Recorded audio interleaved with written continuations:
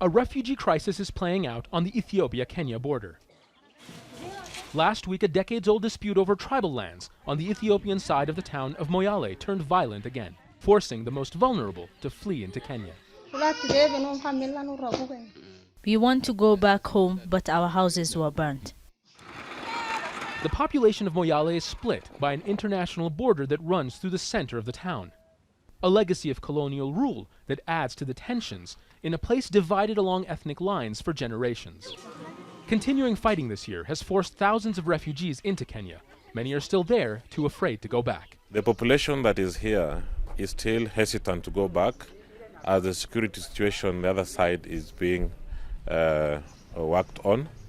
And if these people stay here, most likely the host communities will have a lot of pressure on their food stocks.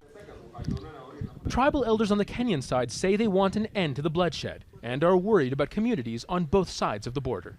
What happened on the Ethiopian side really worried us.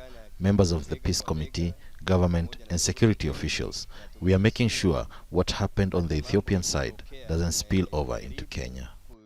Peace committee meetings in Kenya during the past week, involving both Oromo and Somali tribal elders, are seen as a key part of maintaining peace on the Ethiopian side. These communities live on both sides of the international border. Individuals have relatives on the other side, so if one of their own kins are killed on the other side, it has immediate impact on family structures and societal structures.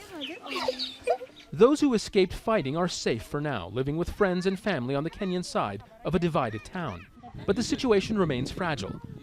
For a lasting solution, experts say the Ethiopian government must resolve the land dispute in Moyale.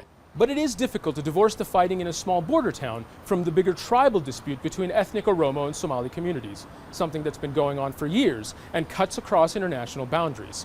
For now, aid groups and local leaders here in Kenya are trying to make sure that score settling doesn't bring the violence over the border. Zain Basravi, Al Jazeera, Nairobi.